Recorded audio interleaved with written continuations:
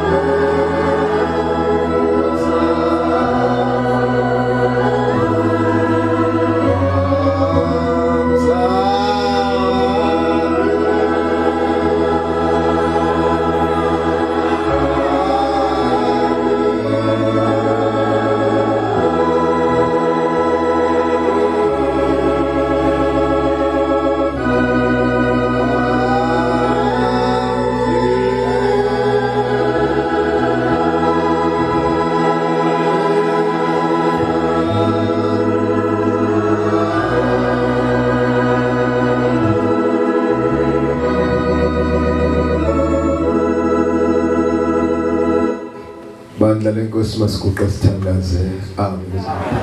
Amen.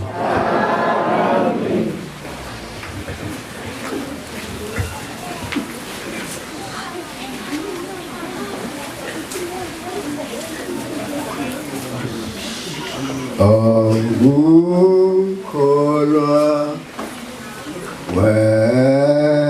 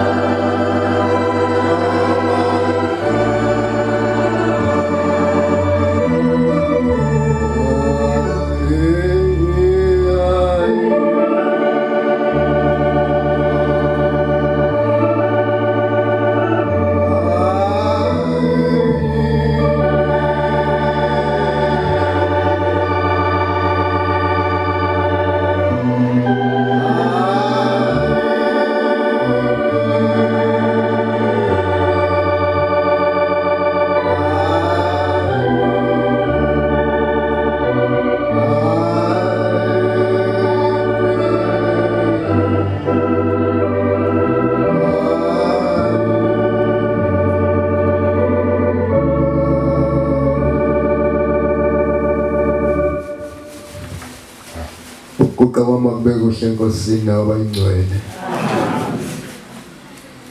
Ngiyabonga bakhonzi abahle enkosini ukuguqa kulomuzi wasemlandweni. Ayikho into emnandi namhlanje emadokodweni ethu ngaphandle kwengubo yokulala. Noma ungaba nenyama awukwazi ngisho ukuyifaka ku microwave ukube ifudumale ukuze uyimaye ifudumele. Yonke into ekhona emadokodweni ethu namhlanje yabanda. Sihlonipha uNkulunkulu wawokhokho bethu uShembe uyingcwele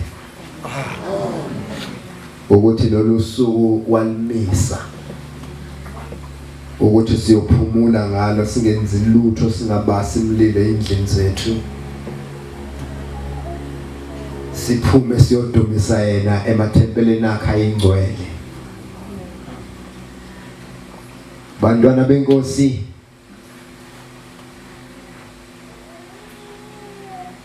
isabatha lindaba enkulu. Noma ungaba negceke elikhulu kwakho elihle, mhlawumbe libe nompheme, kodwa awukwazi lenkonzo ukuyibambela kwakho. Kufanele uphumile uze thempeleni elimisiwe unyazi, uzothi kulo bongani uJehova waNazaretha nezizukulwane zenu. Kumelwe-ke bangcwele mase sifikile mhlawumbe ngaphambi kwezinto zonke uNkulunkulu angasangiphe zona ukuba ngiyikhulume. Ngiqale ngibonge kuNkulunkulu, ngibonge enkosini yezulu nomhlaba, ngibonge umusa wokuba khona kulomuzi wakho ingcwele nabangcwele bonke.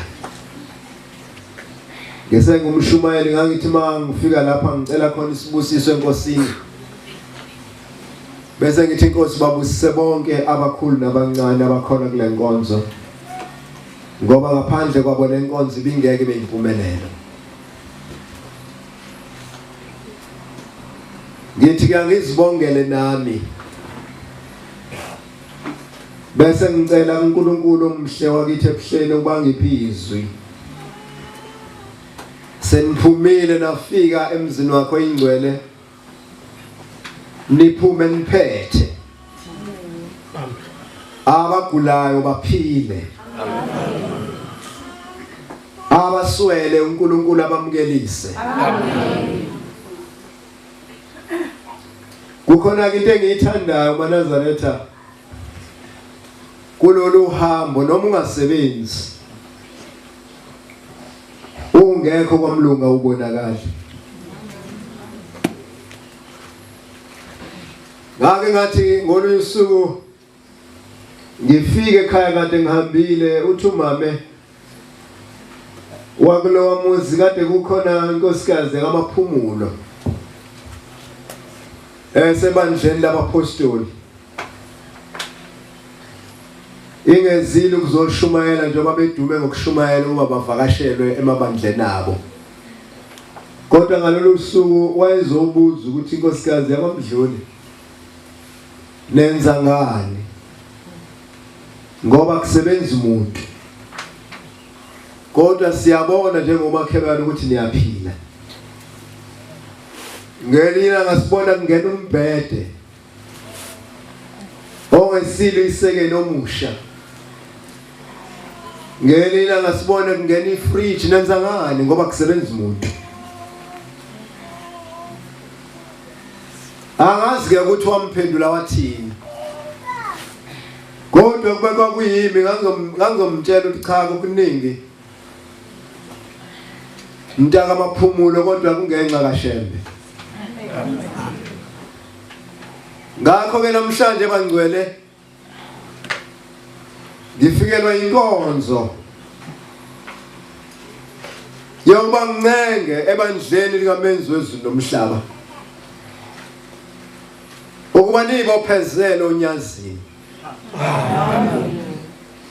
Nibophezele uhambweni lonke oluyingcwele.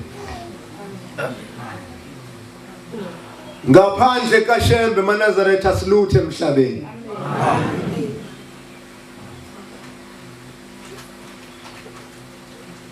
Angazi abantu basezulwini babunjwe kanjani.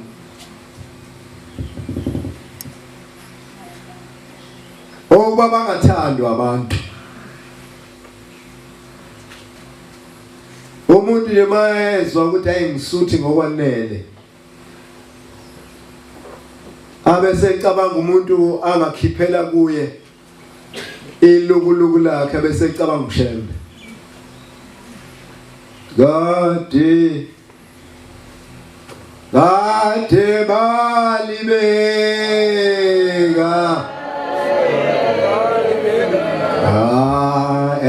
ezindanyeni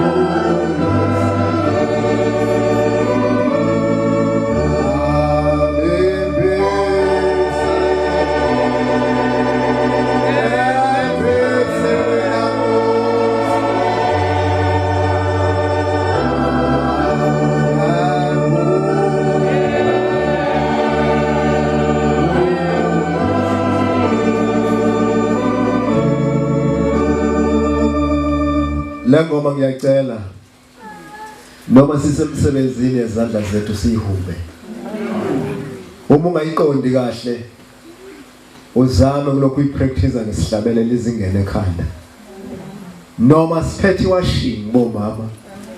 Le ngoma siyivume. Mawuyivuma ukhohlwe isitha sakho. Mawuyivuma ukhohlwe into ehluphile. Ukuze uShembe akwazi ukunqoba isitha esibhekene naso sokuchitha ubuNazaretha emhlabeni. Ngoba makuphela ubuNazaretha kuyobe kuphelile ngathi. Ayikho enye into eyophinde bekhona emhlabeni enhle engake ngayibona edlula ubuNazaretha. Bangcwele kwakukhona umninindlu. Le ndoda yayicebile inamasimu. Yayisiphuma ngelinye ilanga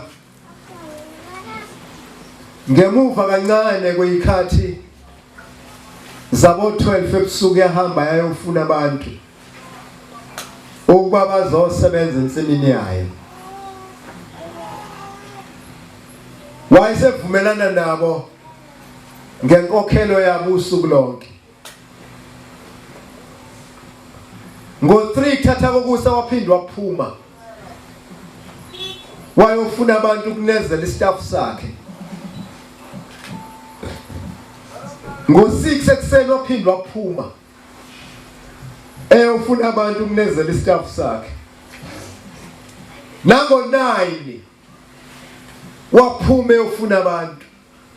Nango-11 waphuma wayofuna abantu. Lathi malishona ilanga wayesethumela umuntu ozakukhokhela izisebenzi zakhe. Wayesemluleka ukuthi mawuyikhokhela izisebenzi abokugcina abangene ngo-11 ibona ozoqala ngabo. Ubakhokhele bagoduke bayekhaya. Abangene ngo-9 ulandele ngabo ubakhokhele babuyele ekhaya. Abangene ngo-6 ubakhokhele bagoduke babuyele ekhaya.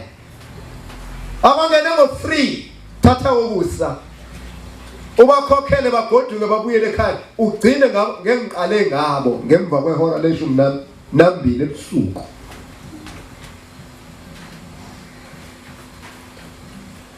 Wayesehamba othunyiwe wenza njengoba ethunyiwe. Wabakhokhela bokuqala udenariyo odwa. Weza kwabangene ngo-9 wabakhokhela udenariyo odwa. Weza kwabangene ngo-6 wabakhokhela udenariyo odwa. Weza kwabangene ngo-3 thatha kokusa wabanika udenariyo edwa. Weza kwabangene ngemva kwehora lika-12 wabanika udenariyo odwa bakhononda. Bathi asikwazi ukuba singakhokhelwa njengabantu bonke. Imini yonke sidlala ilanga ensimini sisebenza kanzima. Asikwazi ukufana nabantu abangene ngo-11. Njengoba silapha amaNazaretha sonke uzelwe kulolu hambo. Wasongwa ngenansuka. Noma waphenduka enkosini ilanga. Noma uphenduka enkosini inyanga yezulu. Noma uphenduka enkosini uthi kodwa lilodwa iholo elibekwe etafuleni ukuthi masenze kahle sizongena ezulwini. Akekho kuthiwa wena sizokwenzelela ngoba wena usudonsa isikhathi eside esontweni. Kodwa sonke nabazofika ngesonto elizayo uyothe efika iholo lakhe kuyoba ukuthi noma ngaphela imizuzu emibili ephakamisa isandla wathi ngiyayikhetha inkosi wayesiyathula iholo lakhe ukuthi uzongena ezulwini. Abokuqala bawo babokugcina, abokugcina bawo babokuqala. izwi kule ndaba engikhuluma ngayo. Uma ufuna ukuba oqala kumele ube yinceku yamaNazaretha. Inceku ke umuntu ukuthi mayibona iphepha phansi akathumeli umuntu ukuthi cosha nanti iphepha, kodwa uyalicosha hamba ulilahla. Inceku umuntu ukuthi makutsheka idavati esihlotsheni sakhe abe sengasho ukuthi awumshuma liqondisa idavati aguqa bese lilungisa liqondisa. Inceku leyo.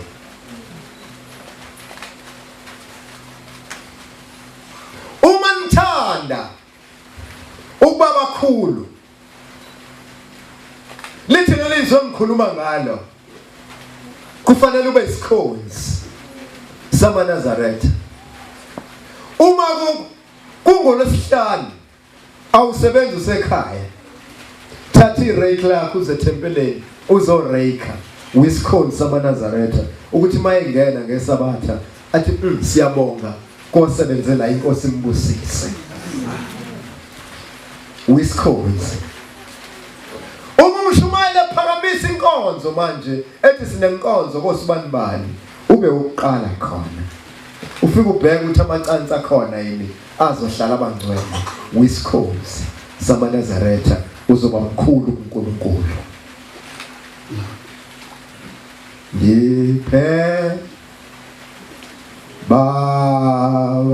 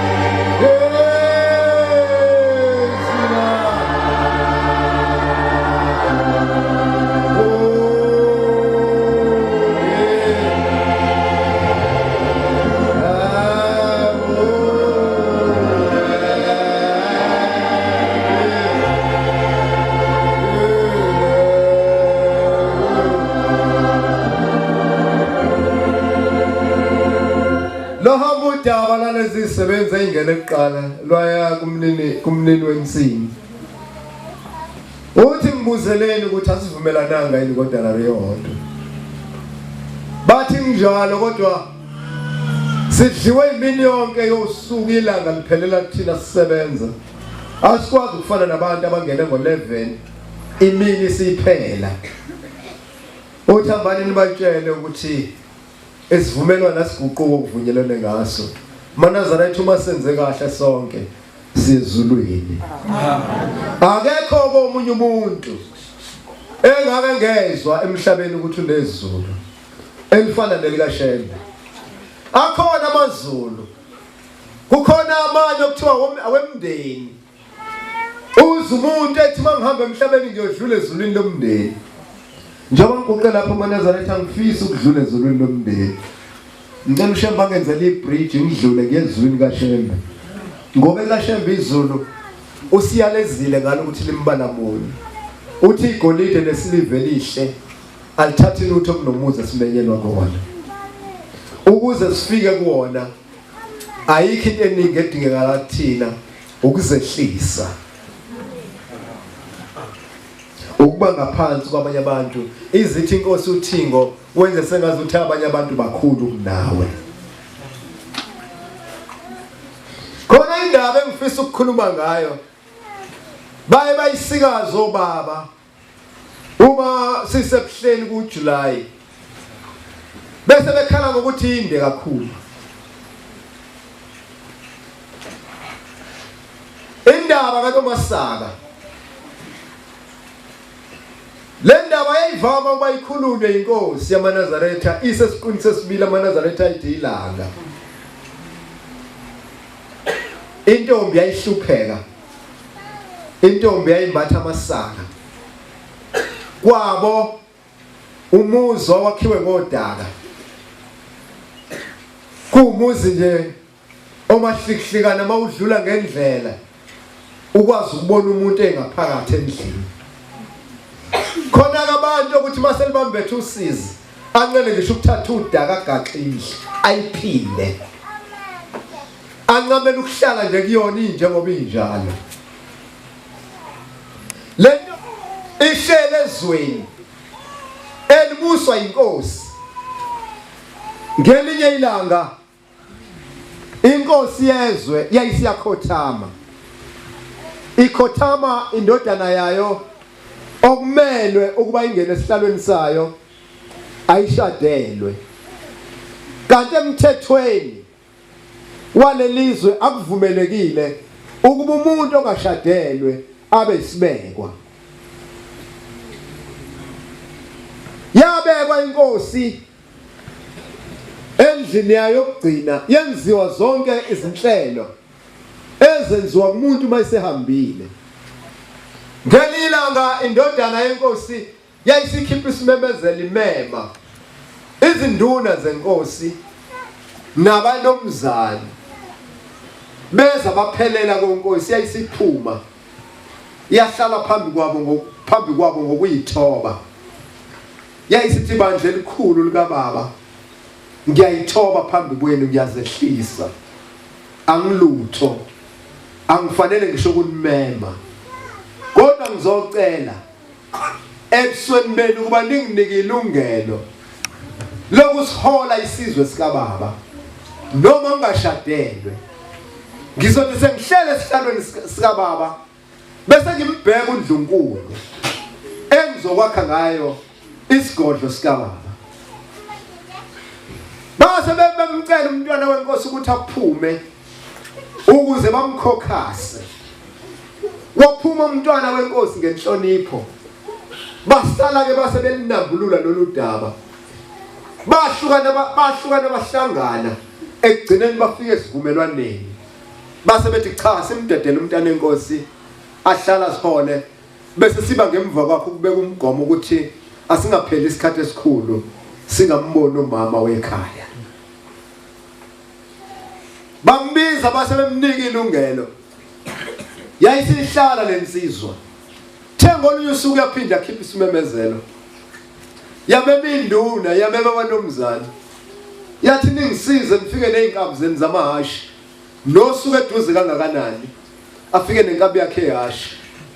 Bathi mase befikile wayesethi ngicela ukuba ningikhombise ikhonkwane zezwe lika baba ukuthi lihamba liphelaphi.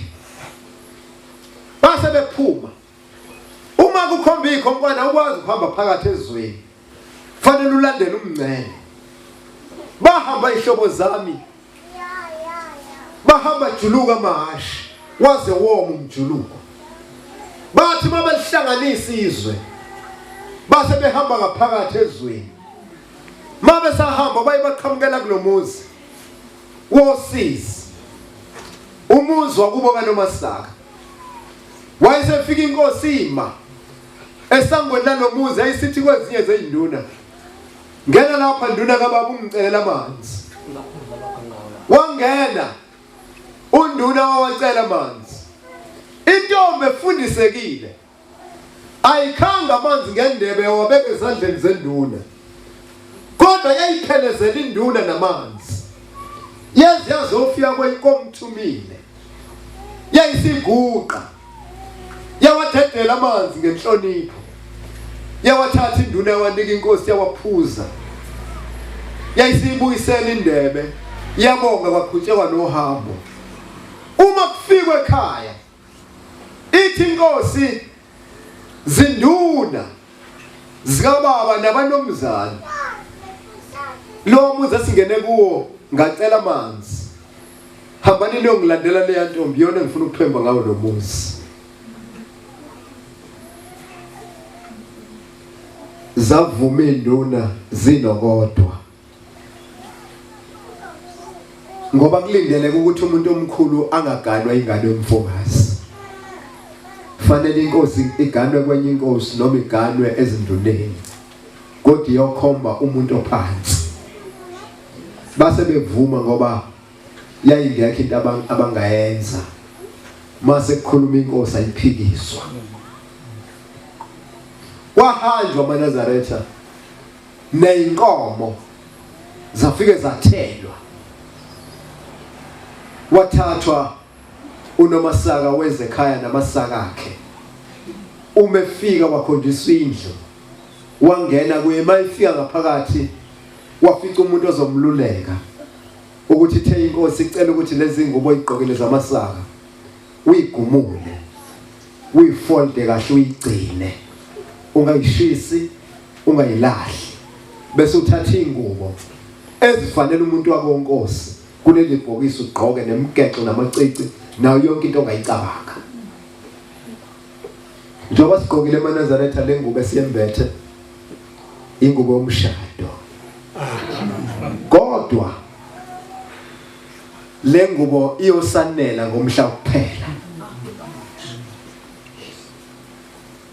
njengoba sigqokile akuphelele sizabalazela ukulotshwa encwadini yokuphila sizabalazele uba sibe ngabakhethwa ngoba ungaba khona ohambweni kanti angilotshiwe kanti angikhethiwe ngikuqelela ukulotshwa ngikuqelela ukukhethwa ngingabi womenyiwe kodwa ngibe umkhethwa wonyazi amen yayisigqoka lentombi kwafika isikhathi sokuyisabalala nomuthi yasabalala yenza imisebenzi efanele emihle sanqoba isizotha nenhlonipho enyathela ngaso phakathi komuzi ngolunye usuku yazithwala lentombi kwahamba isikhathi yateta mayikhululeka umntwana womfana kwase kuba nesikhathi senhlambuluko uma umuntu etetile siba phakathi kababa nomama nomntwana sahlonishwa lesikhathi saphela yakhipha isimeme inkosi yambema izinduna nabanomzane nabantu bonke nje bezwe ukuba baphelele konkosi lunqunyiwe usuku uma befika begcwala umuzi uNomasaka usendlini yakhe thi uhlale la unganyakazi kwathi sebephelela abantu yayisiphuma inkosi yababingelela yabamukela makhatheleni yayisithumele enye induna ngibizele uNdlunkulu kuleya ndlu waphuma wezenkundleni ngesikhathi eza inkosi ayazi yanaka ukuthi konje bibiza umuntu yazixoxela yaziyela le namaxoxo ayewaphenya indawo yokuhlala nje njengomuntu ongesiyona iNdlunkulu wayishutheka wahlala makhathaleni inkosi sikhathele ukuxoxa wena uMasaka lethi ingane leyo ngizalele yona ngiyibone weze enkosini egijima ngamadolo wathi mayifika enkosini emveza umntwana wambamba ngemlenze wambhekisa phansi wathi mfazi omubi ungizalela ingane embi kangaka ewasho lamazwi emflathele yongena endlini wathi wabuya nomkhonto uconsa igazi wathi noMasaka ingane embi ongizalele yona iphelele kulomkhonto phindele endlini nkosikazi omubi akazange aphendule akazange athi kodwa ngenziwani akazange akhale futhi ahayize wasukuma ngesizotha ndaba ezitha wabuyela endlini wafika wahlala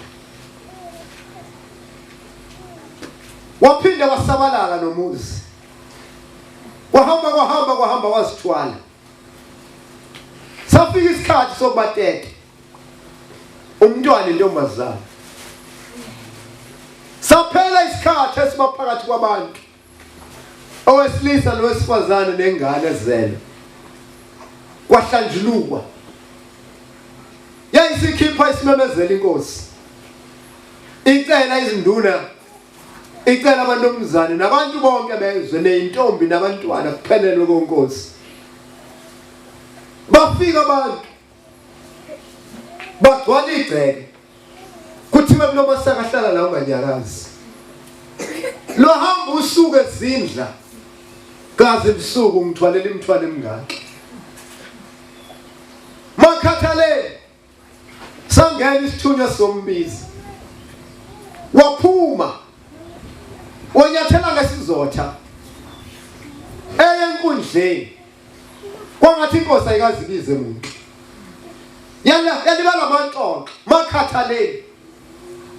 Wena masaka letha umntwana lo ngizalelela ngimbone. Yenza le ntombi igijima ngamadolo. Yazofika phambi kwenkosi. Ndaba ezitha. Yamuthi ikha ngehlo. Yamyabula ngemlenze yambhekisa phansi. Yathi umfazi omubi ngiphindile. Wangizalela umfazi omubi. Wangizalela ingane embi. Hamba uye endlini. Fika ushintshe ingubo zami lezi. Uyifake eboxini. Khipha amasaka akho lawo wafika wagqokile. Ungena indlela ubuyele kini. Ndaba ezitha. Ibheke endlini intokazi. Ingaba ngimsindi engenazigi. Iyangena. Yavala umnyango kwayikhathi ikhala. Yashintsha. Yabuyela amasaka nayo. Yaphuma. Yaphuma ngesango yayingene ngalo. Yabuyela emzini wakwabo. Emzini osizi. Emzini okuhlupheka. Yafika yahlala. Ayizange ithi ake ngiyilekelele inkosi ngoba iyangixhaphaza. Yahlala le ntombi. Yadla amazinyo. Yadla izinzipho. Yaziphatha kahle. Sahamba isikhathi. Abanye baze bakhohlwa ukuthi nomasaka wayigane konkosi. Futhi inkosi ayigane omuntu. Akuzwakala ukuthi khona umuntu esimthathile. Kuthulekile kuthethu. Thengele ilanga. Safika isigijimi nomasaka uyacelwa konkosi. Asukuma ekhona. Umefika. Lithi izingane yami. Ngicela ubungiklinela umuzi. Ngoba ngilungiselela umshado. Angifuni lutho egcekeni. Ngifuna abantu abazothi mabefika kulomuzi bathozwa wamuhlumuzwa konkosi saze sasihle isigodlo. Lokho kuyokwenziwa wena.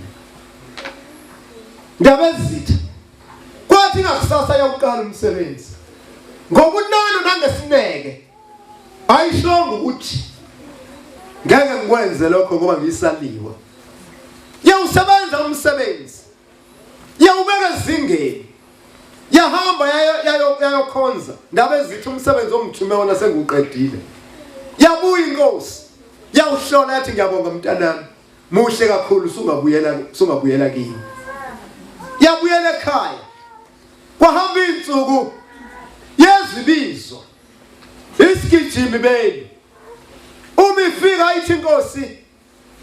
Ngicela ukhetha upende. Wokubanda indonga zakonkosi. Futhi nopende uzofaka uwe kulezi indonga. Ndaba ezitha. Yasukuma le ntombi. Yabukela imali enkosini. Yesitolo yakhetha upende yawuthenga yabuye. Yawufaka endongweni. Wena uyathanda ukusilandela.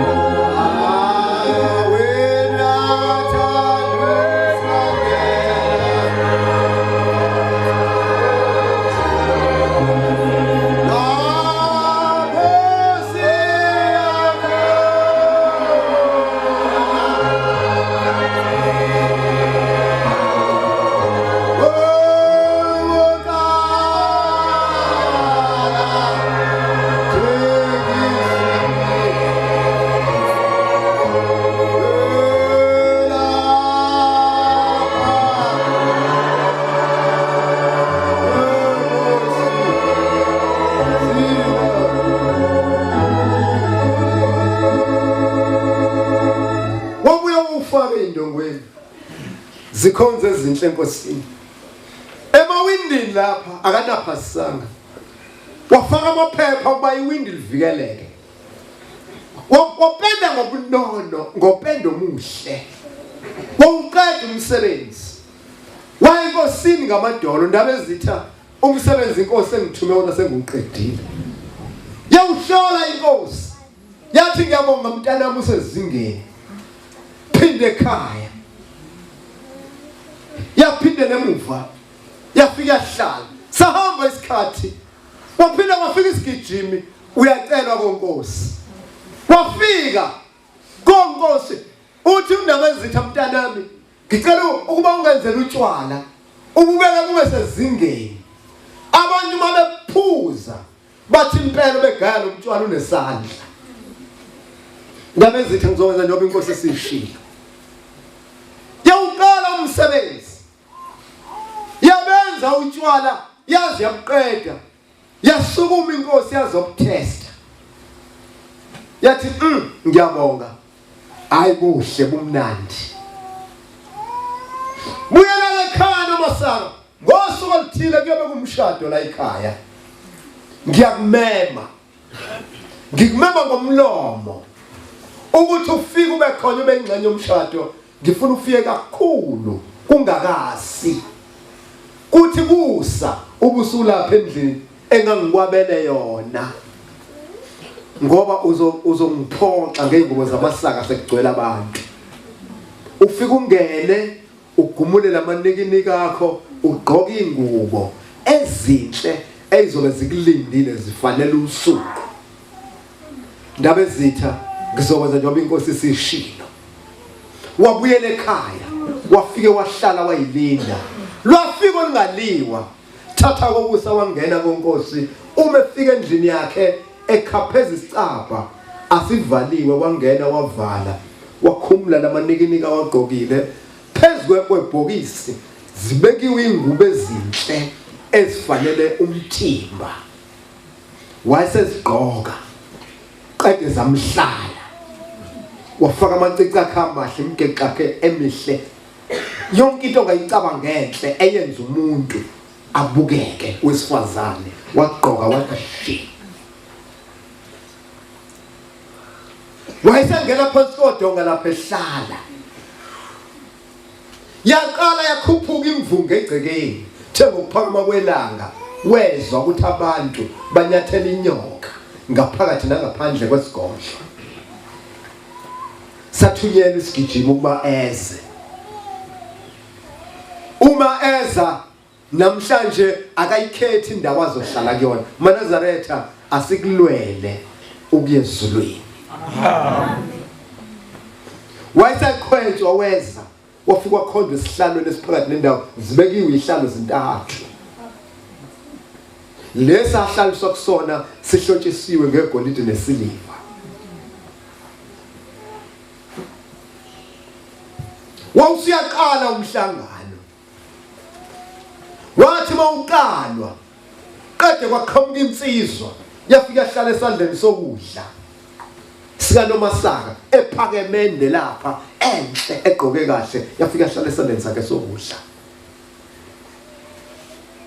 Kwaphinde kwaqhamuka intombi ibeka kancane igqoke kahle yafika hlala esandleni sokunxele sika nomasaka.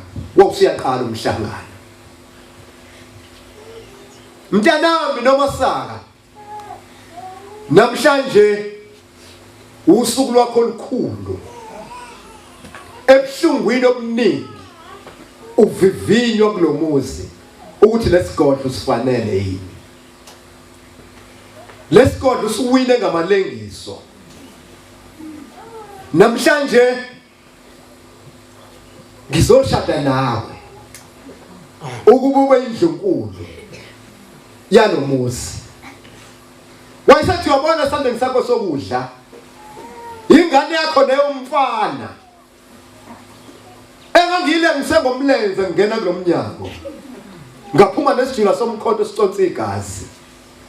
Ngangithi mangisithela ngale ngifike ngihlaba izinyane lemvu ukuze ukholwe ukuthi ingane yakho ngiyibulele.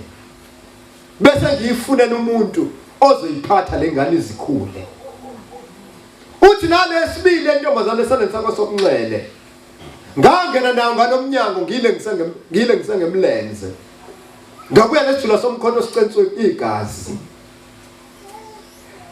Uthi ngangazibulali, ngangifunela abantu abazoyiphatha, ngangigwaza ichane lemvu. Ukuze ukholwe ukuthi umntwana wakho ufile. Ngiyanele leyo ngubo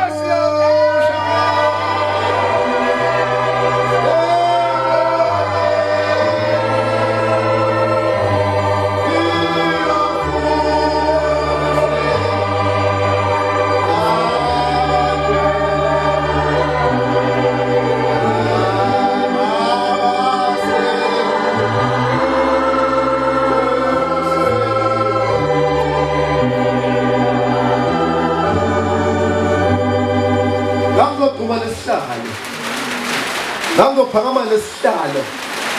Kwakuyilona sobo ngosuku lomlokhala. Ngoba esevuza umusa. Umusa uvuza impilo yakhe yonke. Mana letha ingwele asibambelele nonyazini. Ngiyabonga. Akuvume ngime kuleli nzi. Ngeke ngikhulume zama. Njengoba kufanele inkonzo kaNkulunkulu ukuba iqhubeke. Nkosi ibusise nikuzwile.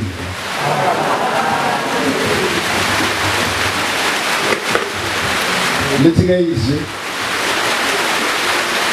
asicele isibusiso kuNkulunkulu senkonzo yesabatha lasemini.